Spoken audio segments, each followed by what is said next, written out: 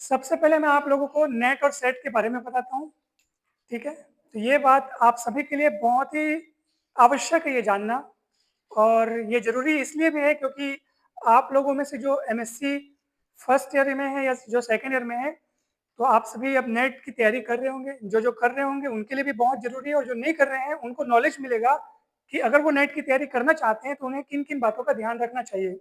कहाँ से शुरुआत करनी चाहिए, सिलेबस क्या है, कौन-सी किताबें हैं, अंक विभाजन कैसा होता है, प्रश्न कैसे आते हैं, पूर्णांक क्या होता है, प्राप्तांक या कट ऑफ कितना होता है, तो ये तमाम जानकारियाँ मैं आप लोगों को पहले दूँगा। उसके बाद उन बच्चों के बारे में बात करूँगा जो अभी बीएससी में हैं, क्योंकि बीएससी से जब आप नेट तक पहुँचना चाहते हैं, तो आपके बीच में कुछ और भी अच्छी-अच्छी चीज़ें आएँगी, उनके बारे में भी आपको बताऊँगा, ठीक है? तो चलिए सबसे पहले बात करते हैं अपन नेट की और उसके बाद मैं आपको बताऊँगा सेट की, ठीक है? देखो नेट अर्थात नेशनल एलिजिबिलिटी टेस्ट अर्थात राष्ट्रीय पात्रता परीक्षा, ठीक है? ये एग्जाम क्यों होता है? पहले ये सुनिए, ठीक? अगर कोई विद्यार्थी एमएससी करने के पश्चात उसके मन में इच्छा है कि वो किसी कॉलेज का असिस्टेंट प्रोफेसर बनना चाहते हैं, पूरे नेशनल लेवल पे, मतलब अगर आप किसी दूसरे राज्य में जा करके आप अगर किसी कॉलेज में पढ़ाना चाहते हैं, लेक्चरर बनना चाहते हैं, तो आपको इसके लिए लायक बनना पड़ेगा, पात्र बनना पड़ेगा। वो पात्र बनने की ये परीक्षा होती है। इसको अगर आप पास कर लेते हैं, तो आप एलिजिबल हो जाएँगे किसी भी कॉलेज में पढ़ाने के लिए। असिस्टेंट प्रोफेसर के रूप में पढ़ाने के लिए आप पात्र हो जाएँगे। नेशनल लेवल की आप में पात्रता आ जाएगी, ठीक है? मान लीजिए किसी विद्यार्थी के मन में ये इच्छा है कि सर एमएससी करने के बाद हमको ये विषय इतना अच्छा पसंद आ रहा है कि हम इस पे रिसर्च करना चाहते हैं, अनुसंधान कार्य करना चाहते हैं। उसके लिए भी ये बहुत ज़रूरी है, बल्कि बहुत ही ज़रूरी है, अनिवार्य है समझ जाइए, ठीक है?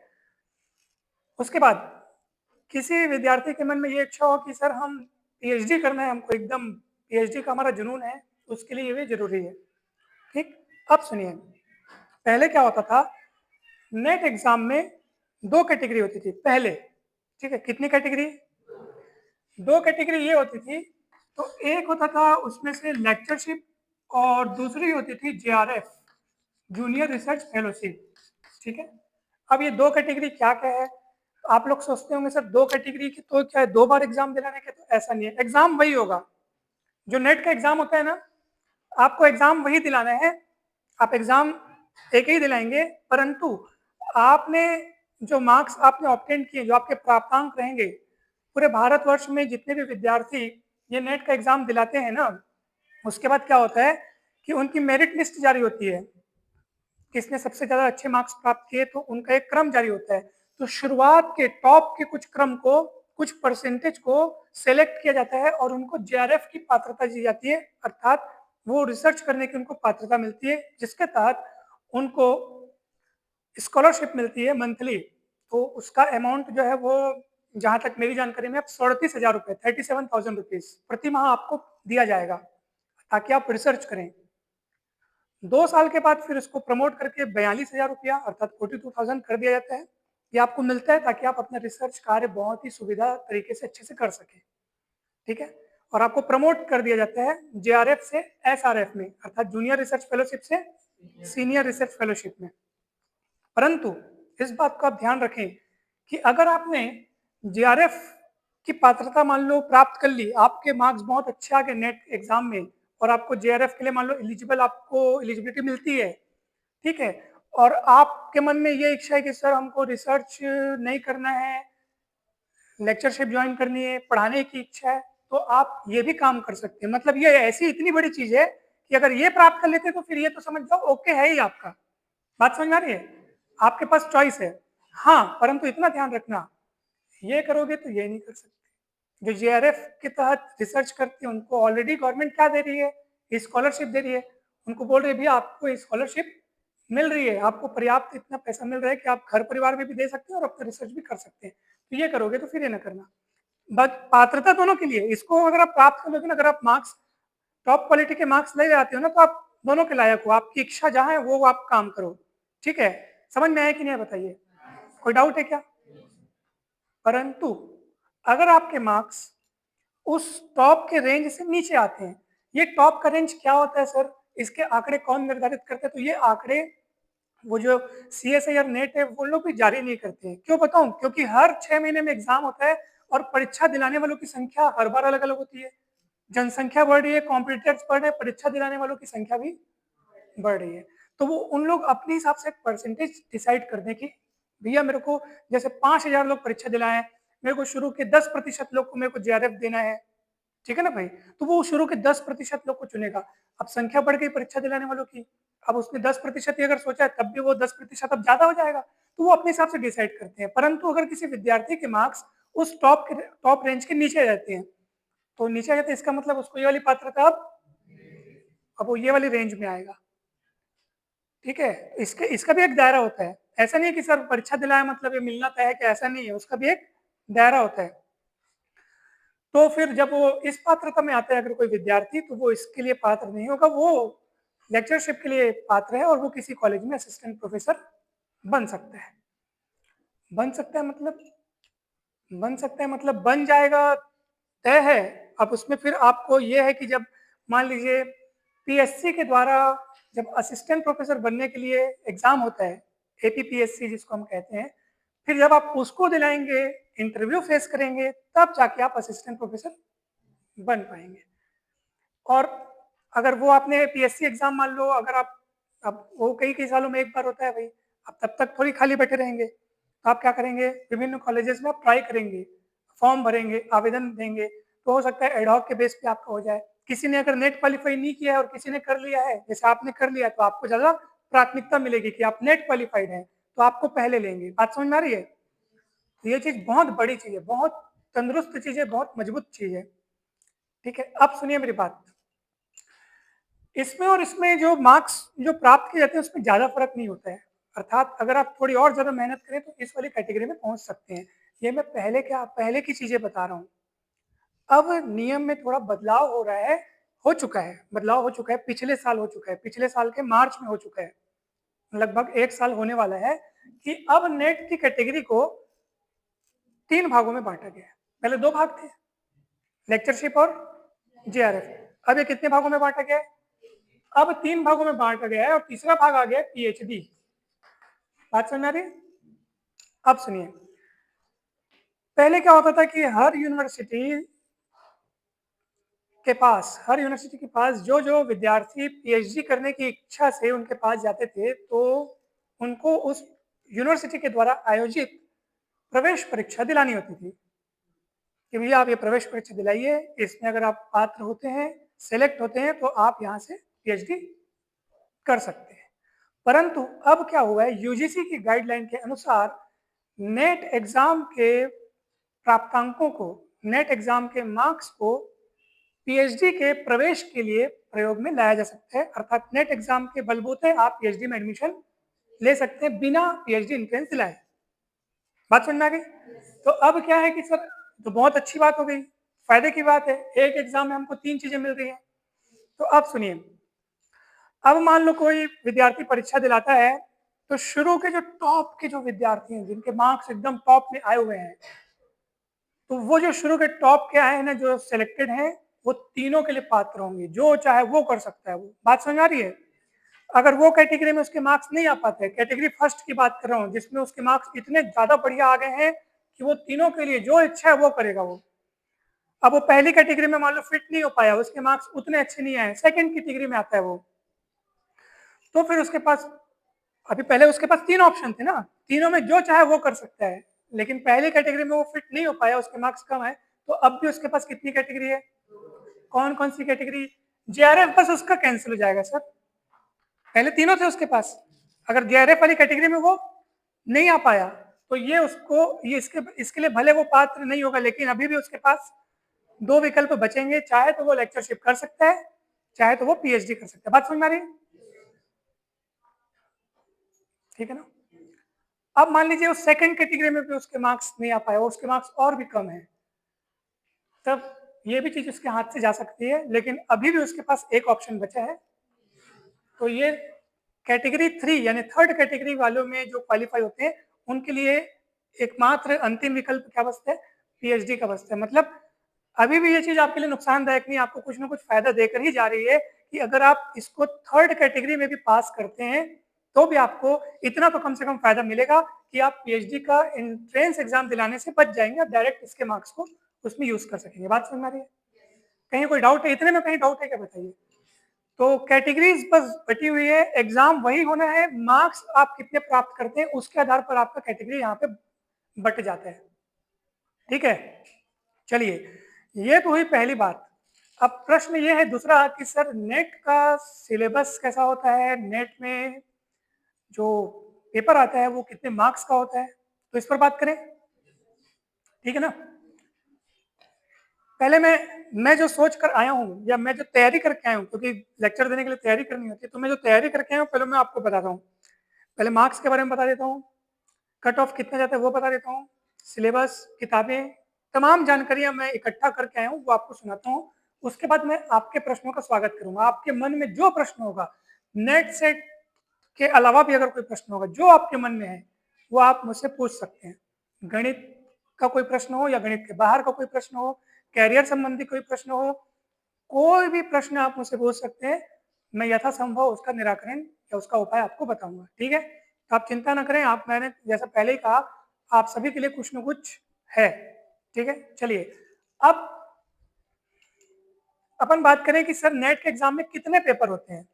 तो नेट के पेपर में आपके पास 3 पार्ट्स होंगे। कितने पार्ट्स होंगे?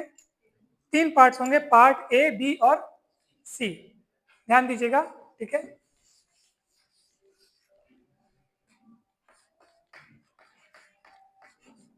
पार्ट ए, पार्ट बी और पार्ट सी। जितनी कहानी आपको सुनाई जा रही है ना वो सब एमएससी के बाद होगा ना। एमएससी पास किए बिना आप वहां पे नहीं, उसका कोई मतलब नहीं है। उसका वैल्यू तभी है जब आप एमएससी क्वालिफाई होंगे, वो भी कितने प्रतिशत अंकों के साथ? 55% अंकों के साथ। जनरल और ओबीसी वालों को 55%, और एसटी एससी और वो जो ओबीसी क्रीमी लेयर के नीचे जो आते हैं उनके लिए 50%। ओबीसी में 2 लेयर होते हैं ना, क्रीमी लेयर कुछ है ना, तो जो, हाँ, तो जो ऊपर है उसके, जो सामान्य वाली कैटेगरी में आते हैं, जनरल के बराबर बराबर वाले कैटेगरी में जो आते हैं उनके लिए 55% है, और बाकी फिर 50%। तो ये आंकड़ा मेरे ख्याल से उतना कठिन नहीं है, आप लोग आसानी से इसको पा सकते हो। अब सुनिए पार्ट ए में, ठीक है, अब हम बात कर रहे हैं नेट का जो एग्जाम होता है उसका क्वेश्चन पेपर का पैटर्न है, क्वेश्चन पेपर में क्या क्या होता है उसकी बात कर रहे हैं। फिर मैं आपको सिलेबस के बारे में बताऊंगा, फिर किताबों के बारे में बताऊंगा, फिर कंप्लीट हो जाएगा, आपको पूरी जानकारी मिल जाएगी। ठीक है, पार्ट ए जो होता है वो होता है जनरल एप्टीट्यूड, सामान्य अभियोग्यता, जिसमें आप सिंपल जो हमारा जनरल मैथ्स रहता है, जैसे सीजीपीएससी और व्यापम में जो मैथ्स के क्वेश्चन आते हैं ना, उसी टाइप के कुछ क्वेश्चन रहेंगे, लेकिन कुछ एडवांस वाले भी रहते हैं, कुछ आंकड़े वाले, कुछ स्टेटिस्टिक्स के क्वेश्चंस रहते हैं, कुछ एकदम लॉजिक वाले रहेंगे, प्रॉफिट लॉस वाले रहेंगे, कुछ प्रोबेबिलिटी वाले रहेंगे, कुछ एरिया फाइंड आउट करने वाले रहेंगे, मतलब हर प्रकार की उसमें कैटेगरी शामिल रहेगी। 20 प्रश्न आएंगे। कितने? 20 प्रश्न आएंगे, कोई 15 बनाने हैं, प्रत्येक प्रश्न 2 अंक का है, तो टोटल कितने मार्क्स हो गए? 30। क्लियर? कितने प्रश्न आएंगे? कोई 15 बनाना है, प्रत्येक प्रश्न, तो कितना हो गया? 30 नंबर। तो पार्ट ए में आपका 30 नंबर है, बहुत मजबूत पार्ट है भैया, मेहनत कर लो, 30 नंबर बना लोगे। अगर इसमें थोड़े फीके पड़ भी गए तो ये कवर कराएगा आपको। कई लोग इसमें ढीला दे देते हैं, मतलब इसको ढीला छोड़ देते हैं कि यार अपना ये, और इसमें मार खा जाते हैं। इसको भी बहुत, इसको कमजोर नहीं समझना है, हल्के में नहीं लेना है, बहुत अच्छा पार्ट है। ठीक है, पार्ट बी और सी आपका सब्जेक्टिव होता है, अर्थात अगर आप गणित वाले हैं तो गणित वाला होगा, पार्ट बी और सी दोनों ही। पार्ट ए जो है वो कॉमन होता है, गणित वाला के पास भी वही पेपर आएगा, फिजिक्स, केमिस्ट्री, लाइफ साइंस सब वही रहेगा। ठीक है, लेकिन पार्ट बी और सी आपका विषय विशेष रहता है, गणित वाले तो गणित।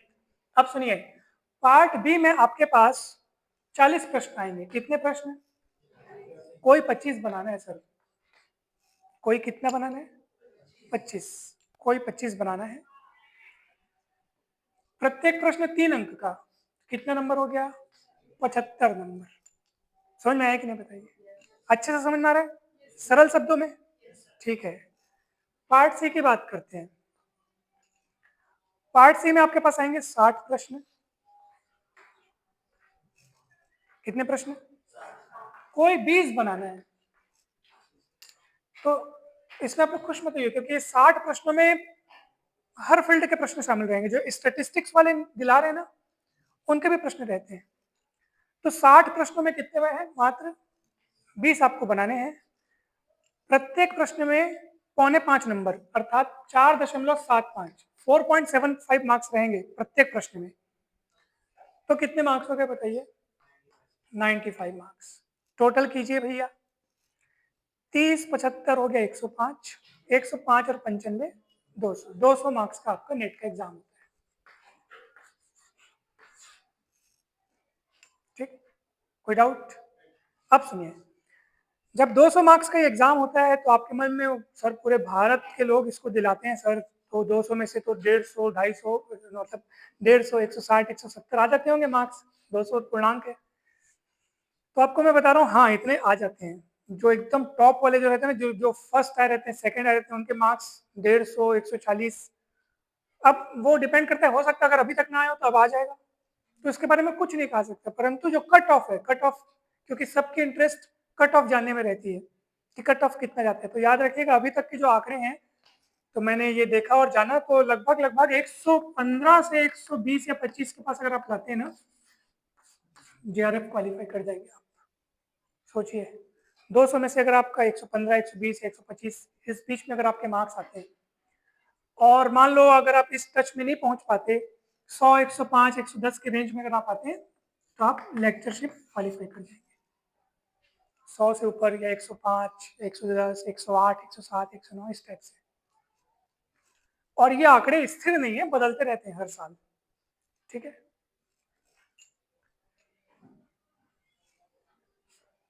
क्लियर हुआ इतना? कुछ प्रश्न पूछने? नहीं पूछने? हाँ करेक्ट। अब माइनस मार्किंग की बात करते हैं। तो भैया माइनस मार्किंग जो है, पार्ट ए और पार्ट बी दोनों में माइनस मार्किंग एक जैसी होती है, 25%। कितना प्रतिशत? अर्थात मान लीजिए कि आपके इसमें अगर 4 गलत उत्तर होते हैं, मान लो आपने 4 गलत उत्तर दे दिए, तो एक सही वाले उत्तर का नंबर नहीं मिलेगा आपको। सरल शब्दों में अगर समझे तो 25% की माइनस मार्किंग मतलब अगर आपने 4 गलत उत्तर लिखे हैं तो आपको एक सही जो आपने बनाया उसका नंबर कट हो जाएगा आपका। ठीक है, या यूं समझिए कि सर हर प्रश्न में हमको कितना नंबर मिलता है यहाँ पे? तो माइनस मार्किंग मतलब ये है कि आपको 2 का 4 भाग करेंगे तो 0.5 के आपकी यहाँ पे माइनस मार्किंग। या सरल शब्दों में ऐसा समझ सकते हो कि 4 गलत पे एक सही कट जाएगा। सेम आंकड़ा यहाँ पे भी रहता है। ठीक है, तो यहाँ पे वही सेम आंकड़ा रहता है, 25% माइनस मार्किंग। और पार्ट सी में कोई माइनस मार्किंग नहीं है, प्लस पॉइंट आपके लिए। पार्ट सी में कोई माइनस मार्किंग नहीं होती है, लेकिन पार्ट सी थोड़ा कठिन होता है। क्यों बताऊं? क्योंकि पार्ट ए और पार्ट बी में कैसे प्रश्न आते हैं जिनमें केवल एक उत्तर सही रहता है। कितना उत्तर? Only one option. तो 4 विकल्पों में से आपको कोई एक विकल्प चुनना है, उसमें एक ही सही रहेगा। मगर ये पार्ट सी जो है ना, वो मल्टीपल चॉइस रहता है, एक से अधिक उत्तर भी सही हो सकते हैं। और जैसे मान लो किसी प्रश्न में 4 ऑप्शन हैं, ठीक है, ए बी सी डी, तो हर प्रकार की संभावनाएं हो सकती है। आपके पास पार्ट सी में ऐसा प्रश्न भी आ सकता है जिसमें केवल एक ऑप्शन सही होगा। ऐसा प्रश्न भी आपको मिल सकता है जिसमें से 4 में से कोई 2 उत्तर सही होंगे। अब मान लो कोई ऐसा प्रश्न है जिसमें ऑप्शन ए और ऑप्शन सी दोनों सही है, दोनों उस प्रश्न के लिए सही उत्तर है, दोनों लागू हो रहे हैं, और आपने बोला कि सर हमको क्या बोलते हैं, ए सही लगा सर और सी को हम ध्यान नहीं दे पाए, तो सर हम 2 में से एक तो सही लगा के आए हैं, तो आधे मार्क्स तो मिलने चाहिए, तो नहीं मिलेंगे। कोई पार्शलिटी नहीं होती है। एक्यूरेट एग्जैक्ट आप उसके सभी उत्तरों को जब दे पाएंगे ना, तभी उस प्रश्न के उत्तर के मार्क्स आपको मिलेंगे। बात समझ में आ रही है नहीं आ रही है? ऐसा ना सोचिएगा सर उसके ऑप्शन ए और सी हैं और हम एक को तो लगा के आए, सर आधा मिलना चाहिए, ये तो गद्दारी है। तो ऐसा आपको नहीं मिलेगा वहां पे। ठीक है ना? हो सकता है किसी ऐसा भी प्रश्न आपको मिलेगा जिसमें 3 सही उत्तर होंगे, ए सी डी, तो आपको तीनों अगर आप लगाए हैं वहां पे, तभी आपको उसके मार्क्स मिलेंगे। और हो सकता है ऐसा भी प्रश्न आपको मिले जिसमें 4 उत्तर सही हैं। तो पार्ट सी थोड़ा कठिन होता है, इसलिए कहा जाता है पार्ट सी कठिन है। कठिन उनके लिए है भाई जिनको पढ़ने नहीं उनके लिए कठिन है, बाकी तो इजी है। कठिन और सरल की परिभाषा सबके लिए एक जैसी है। केबीसी देखते हैं आप? केबीसी देखते हैं ना? उस दिन मैं केबीसी में देखा कि एक कैंडिडेट आए हुए थे। आप लोग देखेंगे शुरुआत के जो प्रश्न है वो एकदम सरल सरल, 1000, 2000, 3000 के प्रश्न कितने इजी रहते हैं, आपने देखा? मतलब एकदम कॉमन से प्रश्न। एक कैंडिडेट को पहला प्रश्न ही, जो कि हम लोग के नजर में बहुत हो सकता है सरल हो, कभी कभार तो ऐसा भी होता है कि पहला प्रश्न जो बहुत सरल होता है मेरे को नहीं पता होता, फिर मैं बताता नहीं हूँ कि नहीं पता है, तो क्या हंसते मेरे को, है ना भाई? यानी कि घर में जब सब साथ में बैठ के केबीसी देख रहे होते ना तो मैं शांत बैठता हूँ, क्योंकि अपने को क्या है, मौन रहने में बहुत भलाई है, उसमें आपके अज्ञान का पता नहीं चलता है और अगर आप बोल दे कि इसका उत्तर ये होगा और कहीं गलत निकल गया, अरे पहला प्रश्न का ही उत्तर गलत हो गया, तो क्या होता है ऐसा? बहुत कॉमन सी चीजें हैं जो हमको पता नहीं रहती। तो हमारे लिए अगर वो सोचो 7 करोड़ का भी प्रश्न होता तो हम तो नहीं पता तो नहीं पता। और जिनके लिए मान लो एक बार ऐसा भी हुआ था कि 7 करोड़ के प्रश्न में वो कोई 1400-1500 सन का, यानी कि आज से लगभग 700-800 साल पहले का कोई सवाल पूछा गया था, कोई इतिहास का था, और वो उस बंदे को पता था। मतलब 7 करोड़ का सवाल है तो सामान्य सी बात है कि भैया बहुत कठिन पूछा जाएगा, एकदम चुन चान के कोई सवाल पूछा जाएगा, और वो उसको पता था। तो वो उसको पता था, इसका मतलब क्या है कि वो सवाल उसके लिए कठिन है क्या? उसको पता है भाई, तो उसके लिए वो सरल है। तो बस सरल और कठिन की परिभाषा इतनी होती है कि अगर आपको उसका उत्तर पता है तो आपके लिए, अगर आपको सवाल बनाना आता है तो आपके लिए सरल है, नहीं बनाना आता तो कठिन है। तो बस यही है, और अगर आप मेहनत करेंगे तो फिर आपके लिए कुछ भी कठिन नहीं है। तो माइनस मार्किंग आप सभी को समझ में आया? पार्ट ए और बी में कितना, 25-25%, और इसमें नो माइनस मार्किंग। ठीक है, अब किसकी बात करें, सिलेबस की बात करने का? तीनों में एमसीक्यू क्वेश्चन आएंगे, ऑप्शंस आपको मिलेगा, सही उत्तर आपके सामने रहेगा, पहचानने की देर है। कितना बढ़िया एग्जाम है, देखो सही उत्तर आपके पास है, आपको उसको देखने आना चाहिए बस, है ना? बहुत साल पहले इसमें वो आंसर लिखना होता था, मतलब हमको पूरा जैसे अपन लिखते ना भाई परीक्षा में आंसर, वैसे लिखने वाला आता था, परंतु अब ऑब्जेक्टिव हो गया है। अब अपन बात करते हैं कि सर इसमें देखो इसका जो सिलेबस है ना वो तो यूं कहें कि एकदम पर्टिकुलर निश्चित नहीं है, बहुत सारे टॉपिक्स हैं।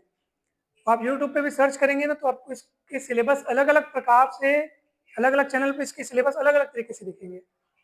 तो हम इसलिए बात करने वाले किसके सिलेबस के बारे में, गणित का सिलेबस के बारे में। और मैं आपको जितना अभी तक मेरा अनुभव रहा है, तो इसको कैसे पढ़ा जाए, कौन कौन से विषयों पर ज्यादा ध्यान दिया जाए, उस पर मैं आपको बताऊंगा। ठीक है, जहां तक मुझे आता है वो आपको सिखा के ही जाऊंगा। अब देखो अपन बात करते हैं पार्ट बी और पार्ट सी के सिलेबस के लिए। ठीक है, तो आपके इसमें टोटल 4 यूनिट रहेंगे। कितने यूनिट? जिसमें जो सबसे बलवान, सबसे शक्तिशाली यूनिट है वो यूनिट 1 है, जिसमें आपके दो शक्तिशाली सब्जेक्ट हैं, रियल एनालिसिस और लीनियर एल्जेब्रा।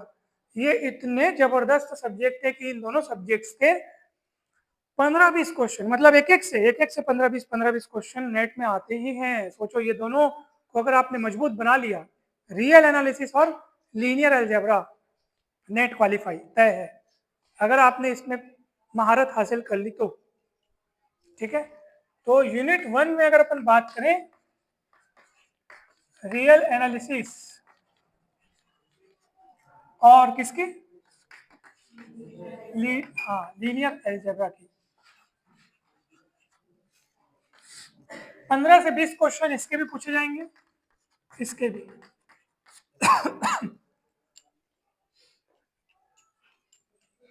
इसमें बहुत ज्यादा ध्यान दीजिए आप लोग, बहुत ज्यादा, पूरा डूब जाइए इसमें, इसको मजबूत बना लीजिए।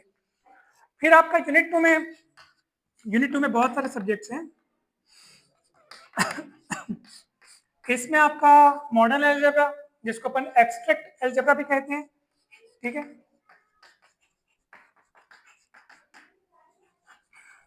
इसमें बहुत सारे सब्जेक्ट आते हैं। एब्स्ट्रैक्ट एल्जेब्रा के बाद आपका आ जाएगा कॉम्प्लेक्स एनालिसिस, उसके बाद आपका आ जाएगा नंबर थ्योरी, टोपोलॉजी, ये सारी चीजें इसमें आती हैं, जिसमें से इसके 6-7 क्वेश्चन आ जाएंगे, 6-7 या 5-6 क्वेश्चन ऐसे आते हैं। इसकी तुलना में काफी कम रहते हैं। कभी हो सकता है 4 क्वेश्चन आ जाए, 4 से 7 के रेंज में आप मान के चलो, कभी 4, कभी 5, कभी 6, कभी 7। वैसे कॉम्प्लेक्स एनालिसिस के भी 5-6 क्वेश्चन, 7 क्वेश्चन ऐसे आ जाते हैं। टोपोलॉजी से 5-6 क्वेश्चन नहीं आते, 1 या 2 या 3। नंबर थ्योरी से भी 1 या 2 बस।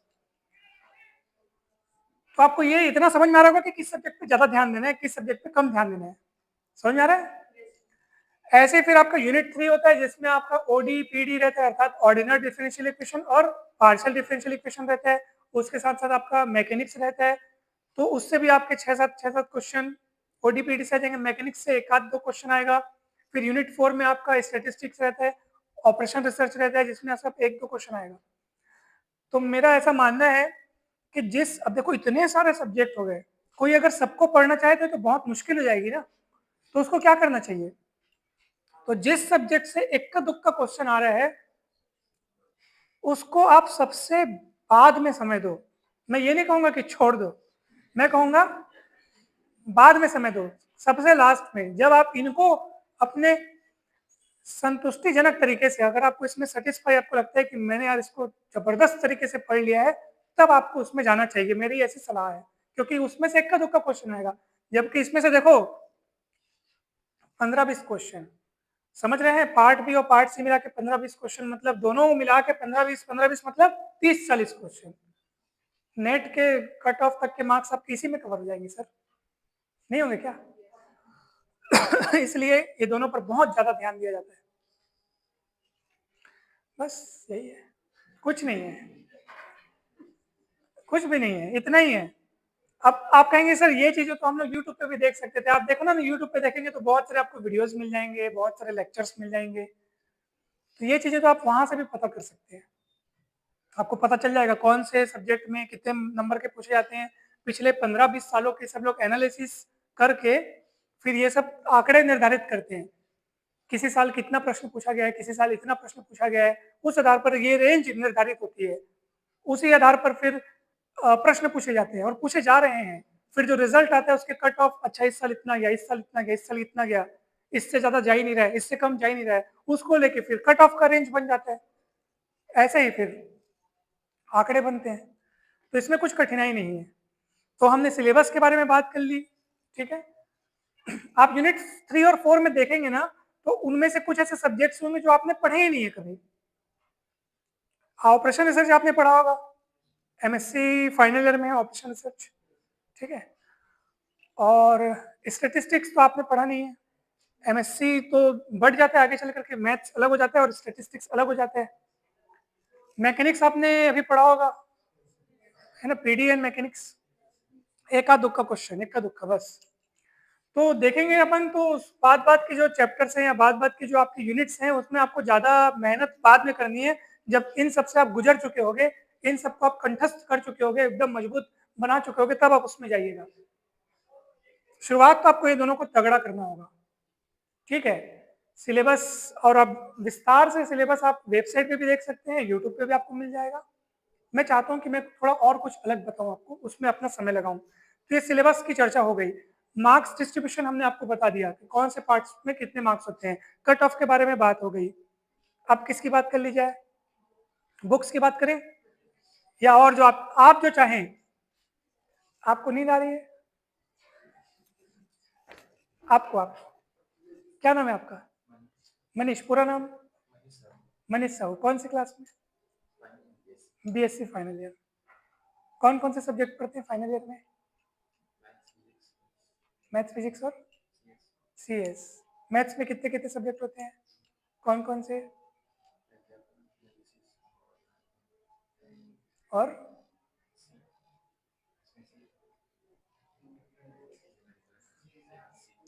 अच्छा अच्छा, बैठिए बैठिए।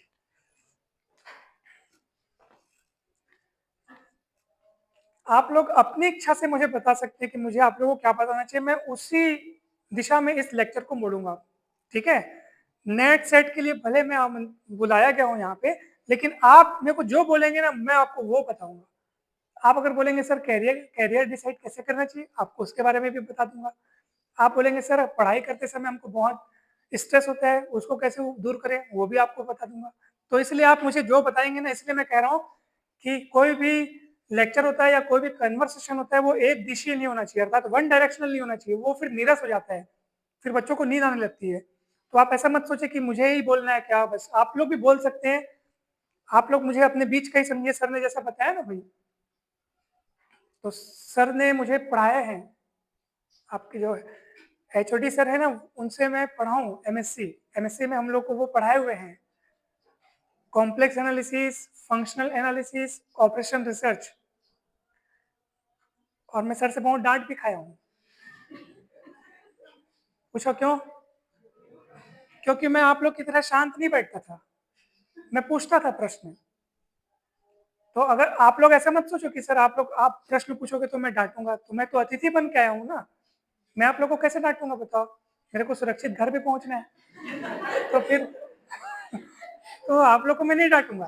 तो आप लोग मेरे से पूछ सकते हो, ठीक है? मेरे को भी यात्रा करके दूर जाना है, सुरक्षित है ना भाई। तो मैं आप लोग मेरे को अगर कुछ अनर्गल प्रश्न, अनर्गल बातें भी करोगे, है ना भाई, तभी मैं प्यार से ही आपसे बात करूंगा। समझ रहे हो ना? मजाक कर रहा हूँ। चलिए अब आप बताइए, जो आपको पूछने का मन करे आप वो पूछिए। बुक्स के बारे में बताता हूँ, फिर आगे बात करते हैं, ठीक है? चलिए, ये लेक्चर आपके हिसाब से छोटा या बड़ा हो जाएगा, आप कहेंगे और कुछ बता रहे हैं तो मैं आपको वो भी बताऊंगा, ठीक है? चलिए अब मैं आपको बुक्स के बारे में बताता हूँ, और बुक्स के साथ साथ मैं आपको ये भी बताता हूँ कि तैयारी शुरू कैसे की जाए। ठीक, सुनिए। और मुझे लगता है कि अब जो मैं बता रहा हूँ ना, वो मेन बात है, क्योंकि बाकी बातें तो आपको सोशल मीडिया से, यानी कि यूट्यूब से और इंटरनेट से ऐसे ही पता चल जाती। ठीक, तो अब जो बता रहा हूँ वो सबका पर्सनल अलग अलग एक्सपीरियंस होता है, तो उसके हिसाब से आपको बता रहा हूँ। बात करते हैं पहले एमएससी वालों की, ध्यान से सुनिएगा। जो एमएससी में पहुंच चुके हैं, अर्थात बीएससी को पार करके एमएससी में जब वो आए हैं, अब उनको जब नेट की तैयारी के लिए पुस्तकों के बारे में अगर जानकारी चाहिए या पढ़ाई कैसे की जाए उनकी जानकारी चाहिए, तो सबसे पहली बात, जिसके बिना सारी बातें अधूरी हैं, सबसे पहली बात और सबसे महत्वपूर्ण बात जो आपको बताना चाहता हूँ वो ये है कि इसका पूरा का पूरा बेस, पूरा का पूरा इसका दारोमदार या पूरा का पूरा रोल बीएससी है। बीएससी की किताबें हैं, बीएससी का बेस है, बीएससी ही सब कुछ है। इसमें एमएससी का भी योगदान है, परंतु एमएससी से पहले क्या आता है? पहली सीढ़ी बीएससी है। तो जो एमएससी में पहुंच चुके हैं उनके लिए तो ये जानकारी महत्वपूर्ण है ही, किंतु ये बात उनके लिए भी महत्वपूर्ण है जो अभी बीएससी कर रहे हैं, क्योंकि वो हो सकता है वो लोग जानते ही ना हो कि बीएससी कितना इंपॉर्टेंट है। जब हम जिस क्लास में होते हैं ना, तो उस क्लास की महत्ता को नहीं जानते। 10वीं पढ़ लेते हैं तो 10वीं का उतना ध्यान से या उतना महत्व से उसको नहीं लेते। जब 11वीं में हमको मनचाहा विषय नहीं मिलता है स्कूल में, अरे तुम्हारा 50% है, तुम गणित मत लो, बोलते हैं ना, तब हमको अखरता है यार, 10वीं में गणित अच्छे से पढ़ता तो मैं गणित ले सकता था। तो जब जिस क्लास में होते हैं ना उसका महत्व हमको पता नहीं चलता, बाद में पता चलता है। तो बीएससी का महत्व बहुत ज्यादा है। तो ये बात आप उन सभी विद्यार्थियों को सुना देना, एमएससी वालों, मतलब एमएससी वाले, ये बात आप सभी बीएससी वालों को बता दीजिएगा कि बीएससी वालों अच्छे से पढ़ लो, हम तो नहीं पढ़ सके करके। ऐसे सुनाएंगे, जो ईमानदार रहेगा वो बोल देगा, है ना भाई? तो बीएससी बहुत अच्छे से पढ़िए आप, चाहे आप एमएससी करने का सपना देखे हो ना देखे हो, इच्छा हो ना हो, लेकिन ये पढ़िए भाई, अपने लिए ना सही, अपने गुरुजनों के लिए पढ़िए। जो आपको पढ़ाते हैं ना, उनका मन खुश होगा आपको पढ़ते देख, आपके मार्क्स अच्छे आते देख, तो उनके लिए पढ़िए। बीएससी बहुत अच्छी चीज है, बहुत प्यारी चीज है, बहुत नॉलेज भरा है इसके अंदर। 3-3 किताबें, और कौन से कोर्स में, बहुत कम ऐसे कोर्स होते हैं जहाँ पे इतना ज्यादा सिलेबस होता है।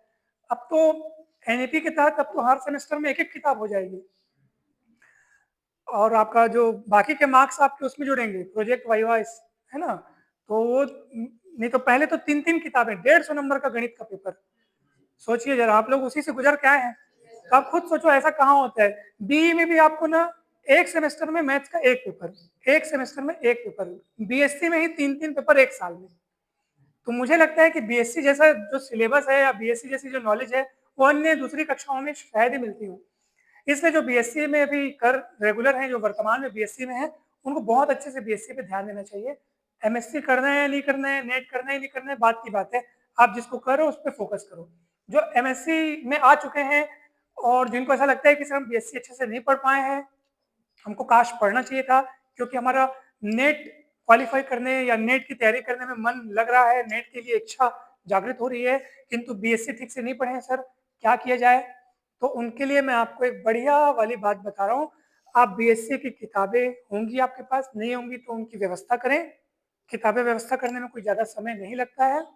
और तीनों वर्षों की जो शुरू के 2 बुक हैं, शुरू के जो 2 पेपर्स हैं, ठीक है? मैं पुराने समय की बात बता रहा हूँ, अब तो एनईपी के तहत सिलेबस चेंज हो गया है, किताबें बदल गई हैं। जो पहले की बात है, जब हम फर्स्ट ईयर में थे तो क्या-क्या पढ़ते थे याद करो? अलजेब्रा, कैलकुलस और वेक्टर, याद है कुछ? तो वेक्टर को हटाओ, शुरू के 2 पेपर कैलकुलस और अलजेब्रा।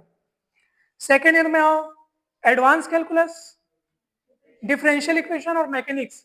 मैकेनिक्स को साइड करो, डिफरेंशियल इक्वेशन और एडवांस कैलकुलस में आओ, ठीक है? शुरू की 2-2 बुक है। फाइनल ईयर में आओ, एनालिसिस, अलजेब्रा, डिस्क्रीट मैथमेटिक्स, या तीसरा पेपर सब्जेक्ट अलग अलग होते हैं शायद, डिस्क्रीट कुछ लोग न्यूमेरिकल एनालिसिस पढ़ते हैं तो वो तीसरे पेपर को थोड़ा साइड कर दो। शुरू के 2 पेपर में आओ, कौन कौन से? एनालिसिस और ऐसे तीनों वर्षों की शुरू की 2-2 किताबें, यानी कि टोटल 6 किताबें, 6 पेपर अच्छे से कर लो आप तीनों सालों के, ठीक है? हो जाएगा इतना काम, है ना? उसके बाद एमएससी की कुछ चीजें, ठीक है? एमएससी की कुछ चीजें आपको नेट में बहुत अच्छे तरीके से काम आएंगी, जैसे कॉम्प्लेक्स एनालिसिस, रियल एनालिसिस का कुछ हिस्सा काम आएगा, फंक्शनल एनालिसिस का कुछ काम आएगा, मिजर थ्योरी आप लोग पढ़े हो ना, मिजर थ्योरी एंड इंटीग्रेशन पढ़ रहे हो क्या? वो आपको काम आएगा। एडवांस एब्स्ट्रैक्ट अलजेब्रा जो आप पढ़ रहे हो वो आपको काम आएगा। तो एमएससी का कुछ चीजें काम आते हैं, बहुत कुछ नहीं, मतलब बहुत सारी चीजें एमएससी की रहती है, लेकिन मैं फिर से कहूंगा तगड़ी चीज तो यही है सर बीएससी की। जब आप सिलेबस देखेंगे ना, सिलेबस का आप प्रिंट निकालिएगा, इत्मीनान से बैठ के एक टॉपिक को अच्छे से देखिएगा, तो आपको आसानी से पता चल जाएगा कि कौन सी चीज बीएससी की और कौन सी चीज एमएससी की। आप आराम से देख सकते हैं, आप खुद पहचान सकते हैं, ठीक है? तो बीएससी का बेस यही है, इसको पढ़ लेंगे तो उसके टॉपिक्स पढ़ने में ज्यादा समय नहीं लगेगा, ठीक? इतना आपको करना है। ये तो हुई हमारी हमारी किताबों की बातें जो हम पढ़ते हैं बीएससी और एमएससी के दौरान। अब प्रश्न उठता है सर नेट की तैयारी करने के लिए कौन सी बुक पढ़े? हमारे बीएससी एमएससी की किताबों से तो काम चलने वाला है नहीं, कुछ एडवांस किताबों में जाना पड़ेगा, ठीक है? तो अब एडवांस किताबों की बात करते हैं।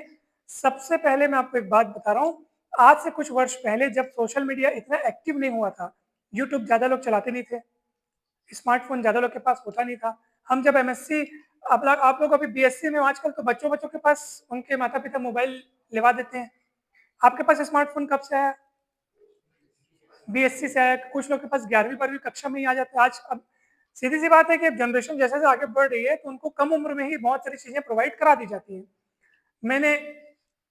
मेरे पास जो स्मार्टफोन आया था ना, तो वो मैं एमएससी फाइनल ईयर में था तब मेरे पास पहला स्मार्टफोन आया था, तो मैं चलाना भी ठीक से जानता नहीं था। फिर धीरे धीरे सब पता चला कि क्या यूट्यूब होता है, व्हाट्सअप क्या होता है, ये सब चीजें।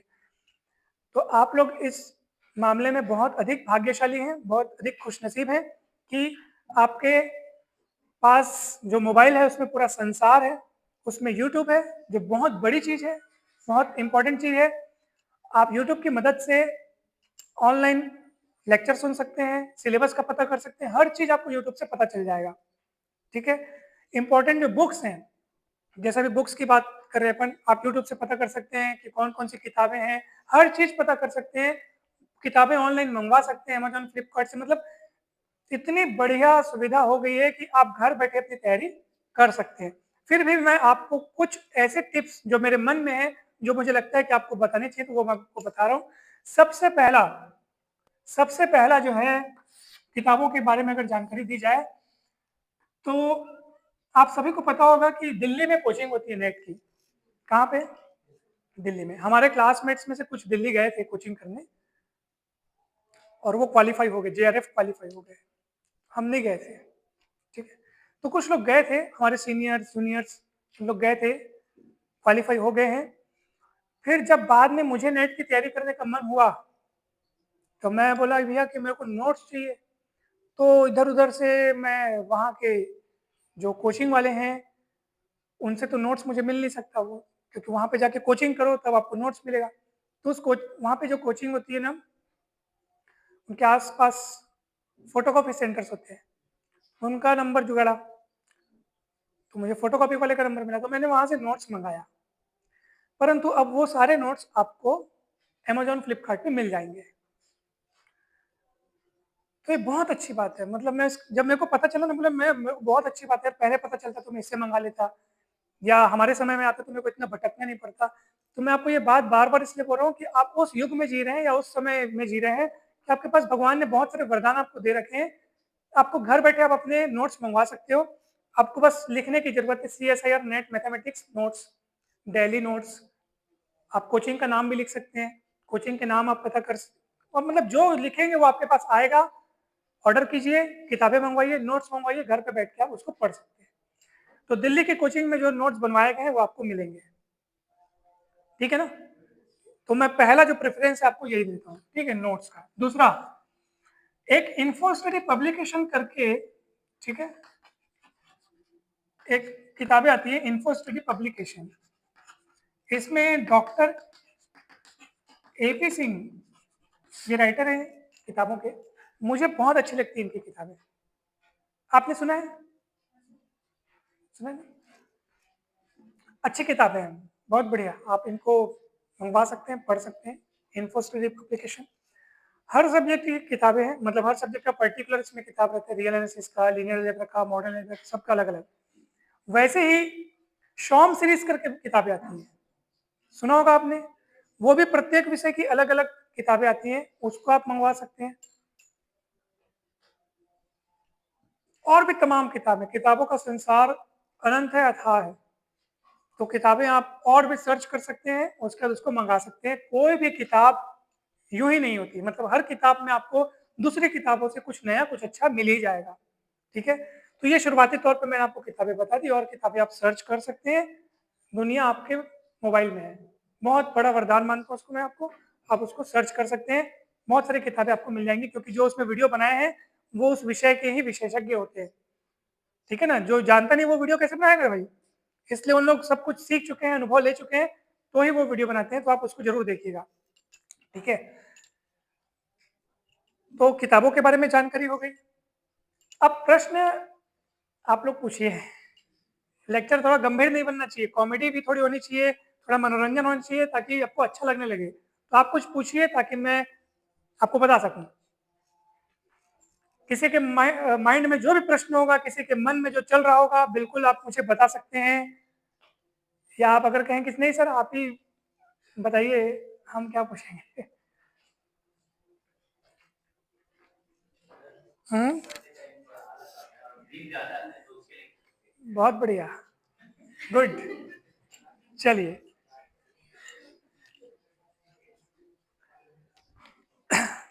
पढ़ते टाइम आलस से आता है और नींद आता है। नींद ज़्यादा आता है, आलस नहीं आता। पहले आलस आता है, फिर नींद आता है। आलस से उसकी शुरुआत होती है। पहले क्या है, अच्छा, पलंग पे बैठ के पढ़ते हो, बिस्तर पे, कि टेबल पे बैठ के पढ़ते हो, कि ज़मीन पे? टेबल पे बैठ के पढ़ते हो, ठीक है। नहीं तो अगर आप कहते कि हम पलंग पे, बिस्तर पे बैठ के पढ़ते हैं, तो भैया बिस्तर तो नींद का सूचक है। वहाँ पे आपको नींद कैसे नहीं आएगी बताओ भला?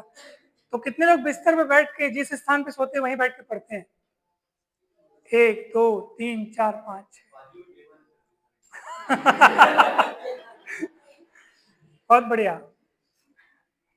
मैं आपको बताऊँ, मैं भी बिस्तर पे बैठ के पढ़ता हूँ, लेकिन पढ़ लेता हूँ। तो अब एक बात सुनिए, दुनिया में सबसे मजबूत चीज़ क्या है बताइए?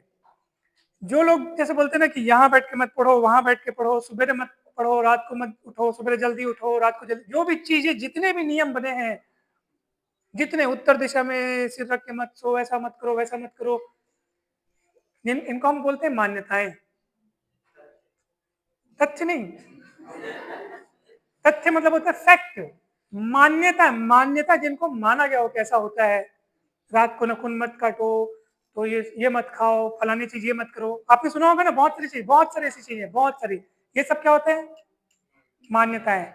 इन सब से भी सबसे मजबूत चीज कौन सी है? इन सब से भी ऊपर बढ़ के, इन सब से भी ऊपर बढ़ के है इंसान की अपनी थिंकिंग, उसका अपना आत्मविश्वास, जो कि अगर अच्छा खासा प्रबल हो तो कोई मान्यता उस पर कोई असर नहीं कर सकती। इस बात का ध्यान रखना, ठीक है? हमारे एक दोस्त हैं, वो रोज की तरह ऑफिस जाते हैं, तो 4-5 मित्रों ने मिलकर के उनसे थोड़ा हंसी मजाक करना चाहा, उनको थोड़ा सा उनसे खेलना चाहा। तो क्या किया कि जैसे वो ऑफिस आए, अब हमारी कुछ प्लानिंग हो चुकी थी उनको थोड़ा, उनसे थोड़ा खेलने की, मजाक करने की। तो वो जैसे ही आए तो एक मित्र ने कहा, कैसे कमजोर दिखाई दे रहे हो, एकदम चेहरा फीका पड़ रहा है, तबीयत वबीयत तो ठीक है ना? तो भाई हाँ हाँ, मैं तो बिल्कुल ठीक हूँ, मुझे क्या होगा? मतलब उसको कोई फर्क नहीं पड़ा, ठीक है। ऑफिस आए, अपने केबिन में बैठे, दूसरा मित्र कैसे बहुत कमजोर से दिखाई दे रहे हो, कुछ हुआ है क्या, तबीयत तो ठीक है ना? चेहरा बहुत फीका फीका लग रहा है। अब ये दूसरी बार उसने सुना ना, उसने दूसरी बार सुना इस बात को, उसको लगा यार वो भी यही बात बोल रही है, नहीं नहीं मैं ठीक हूँ। अब उसको ठीक हूँ बोल रहा है क्योंकि वो सच में ठीक है, वो सच में उसको कुछ नहीं हुआ है, लेकिन वो थोड़ा सा सोचा, फिर वो भी बोला ये भी बोला, क्या बात है। अब इसके सोचने के साथ ही हल्का सा उसके मन में वो फीलिंग सच में आने लगी। मैं आपको सबकॉन्शियस माइंड का गेम बता रहा हूँ। फिर तीसरा मित्र जो कि आया किसी दूसरे रूम से, वो, अरे कैसे आज एकदम उदास उदास लग रहे हो, क्या बात है? अरे हाँ बस थोड़ा सा अच्छा नहीं लग रहा है, बोर लग रहा है। मतलब वो अब वैसा, सच में वैसा महसूस कर रहा है। ये होती है माइंड की गेमिंग। तो कहने का अर्थ ये है कि अब देखो, वो अच्छा महसूस कर रहा था, लेकिन लोगों के विचारों का उस पर कैसा प्रभाव पड़ गया। ऐसे ही हमारे माइंड में, हमारे मन मस्तिष्क में दिन भर लोगों के द्वारा, परिस्थितियों के द्वारा कितने ही सारे विचार जाने अनजाने जबरदस्ती डाले जा रहे हैं, और उनको हम छान नहीं पाते। छानना मतलब समझे, फिल्टर नहीं कर पाते। हम ये नहीं चुन पाते कि कौन से विचार हमारे लिए अच्छे हैं, कौन से बुरे हैं, और फिर हम उनकी चपेट में आ जाते हैं। अब एक एग्जाम क्वालिफाई नहीं किए, लोग बोले यार तू ये काम नहीं कर पाएगा, तू वो काम नहीं कर पाएगा, तू इसकी तैयारी छोड़, तू वो कर, ये कर, वो कर। कोई बोलता है ये कर, तो उधर चले गए, कोई बोलता है वो। मतलब हम डोलते रहते हैं अपने चारों ओर की परिस्थितियों और लोगों के द्वारा। क्या आपको ऐसा महसूस होता है कभी? होता है कभी कि घर वाले कुछ और चाह रहे हो, आप कुछ और कर रहे हो, तो आपको लोग सुना रहे हो। घर वाले बोलते हो ये काम कर, आपका इच्छा नहीं है लेकिन आप कर रहे हो। फिर आपका काम पूरा नहीं हुआ तो आप लोग बोलोगे मैं नहीं चाहता था लेकिन मुझे बोला गया तो मैंने किया। बहुत सारी ऐसी चीजें होती हैं। तो इन सब से हमको ऊपर उठना होता है। और लोग बोलते हैं कि भाई सफल कैसे हो, सफल कैसे हो, सफल नहीं हो पाते हैं। एक बार क्या हुआ, महान दार्शनिक सुकरात का नाम आप सबने सुना है? सुकरात के पास एक व्यक्ति आए और बोले कि मुझे सफल होने का रहस्य बताइए। क्या होने का? तो सुकरात ने कहा कि मैं अभी बिजी हूँ, तुम एक काम करो, मैं सवेरे यहाँ पास के तालाब में नहाने जाता हूँ, तुम उस समय आना, तो मैं आपको नहाते नहाते सफलता का रहस्य बताऊंगा। वो बोला ठीक है भाई, मेरे को तो रहस्य जानना है, आप किसी भी समय बुलाएं और कहीं भी बुलाएं। तो बोले सवेरे 4 बजे आना है, 4-5 बजे एकदम। तो बोले ठीक है मैं आ जाऊंगा, क्योंकि उसको तो रहस्य जाना था, किसका? सफलता का। उसको उपलब्धियों का, फेमस होने का, सफलता का, जो भी चीज उसको चाहिए उसका रहस्य, मन चाहिए चीजें कैसे प्राप्त करे, उसका रहस्य उसको पता करना था। तो वो पहुंच गया उस तालाब किनारे जिस किनारे सुकरात ने उसको बुलाया था। तो सुकरात ने उसको हंसी मजाक करते हुए कहा चलो आप भी नहा लो, बढ़िया, मैं तो नहाने जा ही रहा हूँ तालाब में, आप भी आ जाइए। तो व्यक्ति बोला कि ठीक है, फिर आप तालाब पे जाकर के फिर मेरे को रहस्य तो बताएंगे ना? तो बोले हाँ हाँ जरूर, क्यों नहीं, नहाते नहाते बढ़िया मैं आपको रहस्य भी बता दूंगा। ले गए उसको तालाब में। जब तालाब के थोड़ा बीच में गए, थोड़ा गहराई में गए, अच्छा सुकरात थोड़े हट्टे कट्टे, और वो जो व्यक्ति आया था वो दुबला पतला कमजोर सा व्यक्ति, सुकरात के मामले में उसके मुकाबले बहुत कमजोर। तो सुकरात ने क्या किया, जब गहराई पे पहुंचे, उसका सिर पकड़ा है अच्छे से, उसके पंजे में उसका सिर समा गया और डुबा दिया अंदर, पानी के अंदर। अब वो आदमी एकदम छटपटाने लगा, बहुत ज्यादा छटपटाया, और सुकरात भी अपनी पूरी मजबूती से उसके सिर को दबाए रखे। और जैसा कि हमने पहले बताया कि ज्यादा मजबूत कौन था वैसे भी? सुकरात, क्योंकि वो हट्टा कट्टा एकदम।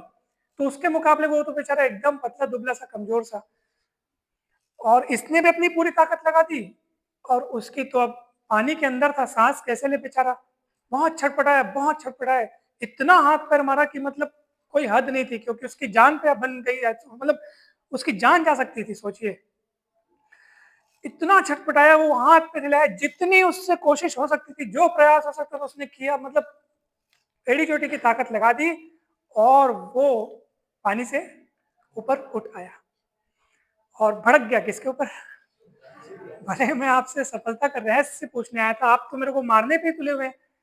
अरे मैं तुम्हें यही समझा रहा था। सुकरात उनसे बोले, मैं तुमको यही समझा रहा था। बोले ये क्या समझा रहे थे, आप तो मेरे को मार देते अभी, तो ये तो मैं ले दे के बच के निकला हूं।